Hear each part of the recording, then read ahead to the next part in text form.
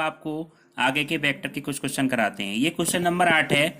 प्रदर्शित कीजिए कि a minus B vector cross a plus B vector बराबर 2a क्रॉस b वैक्टर। इसकी ज्यामिति व्याख्या भी करनी है। देखो पहले हम ये प्रूव करेंगे, उसके बाद इसकी ज्यामिति व्याख्या करेंगे।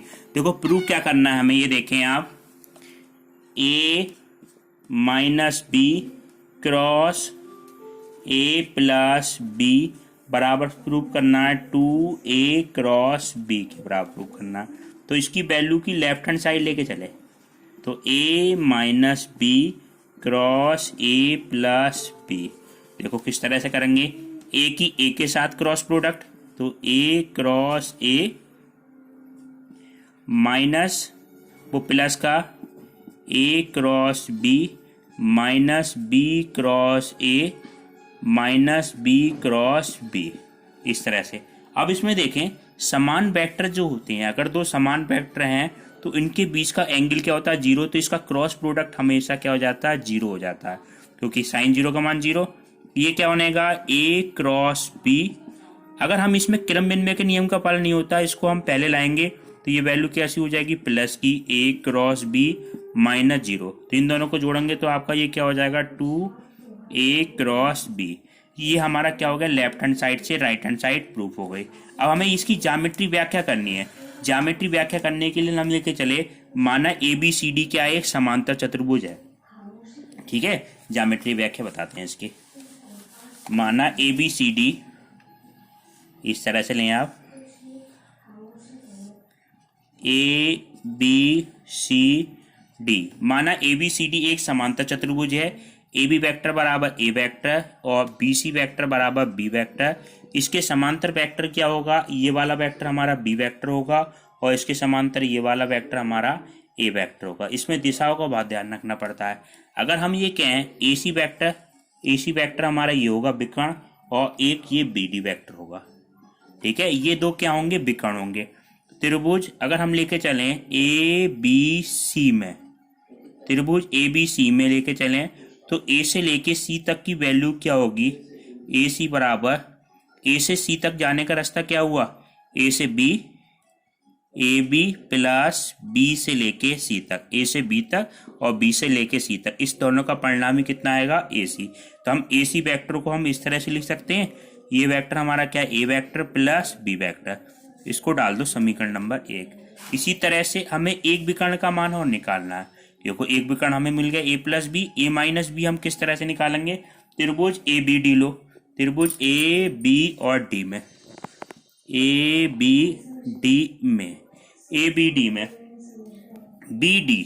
अब देखो B से लेके D तक जा रहे हैं, BD। इस पे हम B से लेके D तक दूसरे रास्ते से कैसे जा सकते हैं, तो ये वैल्यू कितनी हो जाएगी, इस तरह से ले सकते हैं। ABD में BD बराबर हमारा क्या बनेगा, DA वेक्टर D से लेके A तक प्लस A से लेके B तक, ऐसे आ सकते हैं। DB बराबर हमारा ये बनेगा D से लेके A तक और A से लेके B तक। ठीक है, इसको आप ऐसे कर लें, DA की जगह DB कर लें, DB वेक्टर। तो आपको पता चल जाएगा D से B तक, D से लेके A तक आ जाओ, फिर A से लेके B तक। अब इसका देखो परिणामी DA वेक्टर हमारा क्या है, DA वेक्टर। इसमें हमें किसकी दिशा पता है, AD की पता है। तो इसको हम ऐसे लिख सकते हैं, minus AD vector plus AB vector हमारा क्या है, हमारा ये हमारा AB वेक्टर। तो AB वेक्टर को इसको तो आप क्या लिख लेंगे, माइनस B प्लस A। तो ऐसे लिख सकते हैं आप A माइनस B, ये क्या बन गया, DB वेक्टर। इसको डाल दो समीकरण नंबर 2। अब आप देखें ये वाली वैल्यू क्या है हमारी, A माइनस B, ये DB तो है, DB गुणा ये वाली वैल्यू A प्लस B क्या है, AC बराबर 2। एक B का मतलब क्या हुआ, A वेक्टर का मतलब हो गया AB क्रॉस ये क्या मान आ गया, BC। तो हम इसको कैसे लिख सकते हैं, समांतर चतुर्भुज में विकर्णों का गुणनफल। ये विकर्णों का गुणनफल बराबर 2 गुणा भुजाओं के गुणनफल के बराबर होता है। समांतर चतुर्भुज में विकर्णों का गुणनफल बराबर 2 गुणा भुजाओं के गुणनफल के बराबर होगा। ये हमारी क्या हो गई, इसकी ज्यामिति व्याख्या हो गई। अब आप देखें नेक्स्ट क्वेश्चन ये है, किसी सदिश विधि से सिद्ध करो कि A क्रॉस I का होल स्क्वायर प्लस ए क्रॉस जे का होल स्क्वायर प्लस ए क्रॉस के का होल स्क्वायर बराबर 2 ए वेक्टर का होल स्क्वायर। ये हमें प्रूव करना है।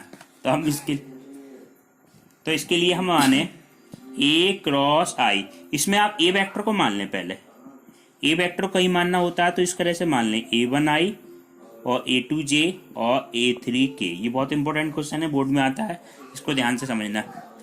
अब ए क्रॉस आई है, ए क्रॉस आई का होल स्क्वायर। तो किसी वेक्टर का whole square A cross I dot product A cross I. ठीक है, ए वेक्टर का मान हमारा क्या है? A1i plus A2j A3k cross product I dot product A1i A2j A3k और क्रॉस प्रोडक्ट कितना है? आई है। ठीक है, अब आप देखें आई की आई के साथ क्रॉस प्रोडक्ट करेंगे A1 आई क्रॉस आई प्लस के A2 जे क्रॉस आई प्लस A3 के क्रॉस आई।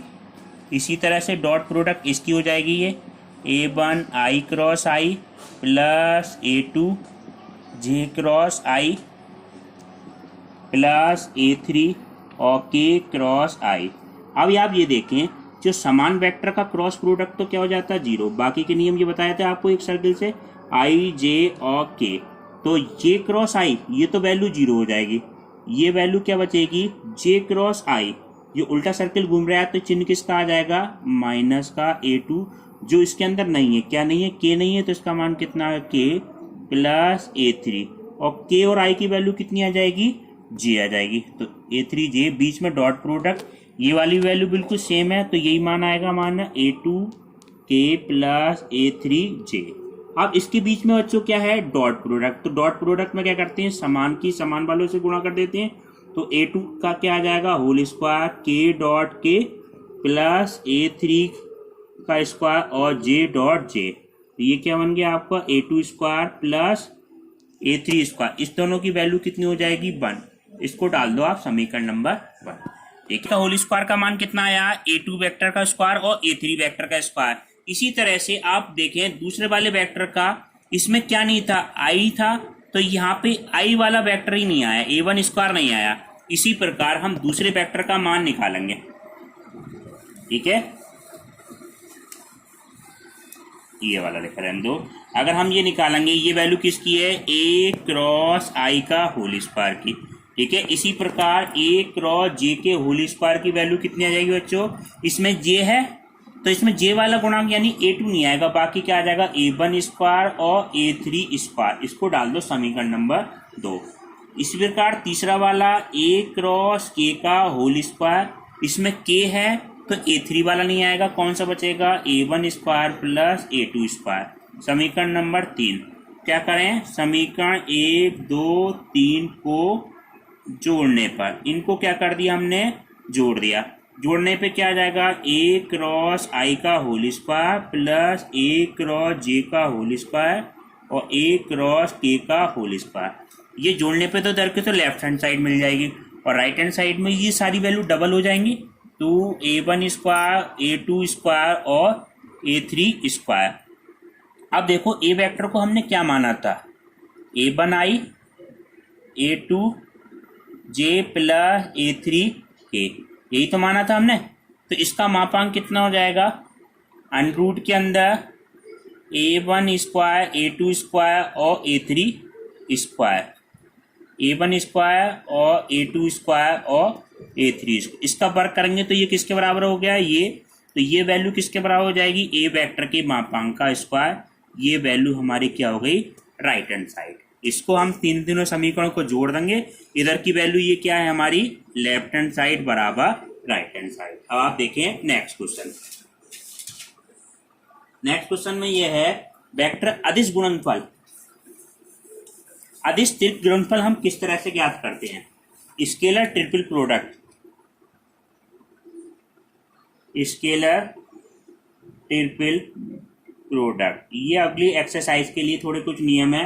अगर हमें ये हो, अगर तीन क्या हो, ए वेक्टर, बी वेक्टर और सी वेक्टर, तीन वेक्टर हो, तो स्केलर ट्रिपल प्रोडक्ट हमारा क्या होता है, ये इसको हम किससे डिनोट करते हैं, ए बी सी बॉक्स किससे डिनोट करते हैं, ठीक है। और इसका मान हमारा क्या होता है, ए डॉट बी क्रॉस सी।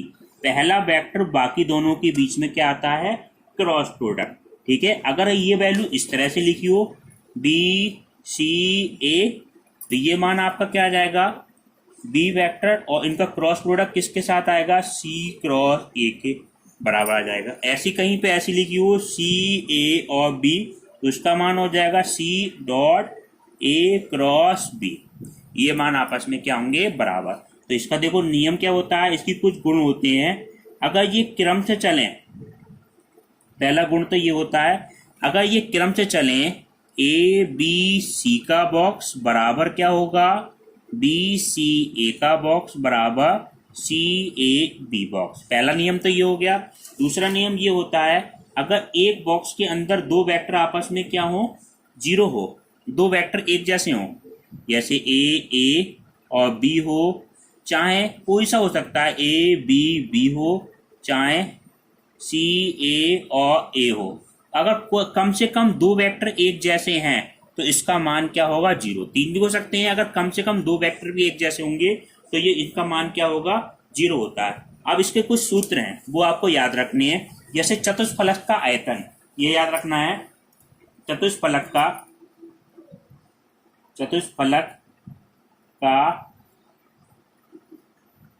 आयतन, चतुष्फलक का आयतन, ठीक है। चतुष्फलक का आयतन देखो हमारा क्या होगा, ये होता है b बराबर 1/6 ए बी सी का बॉक्स, ठीक है।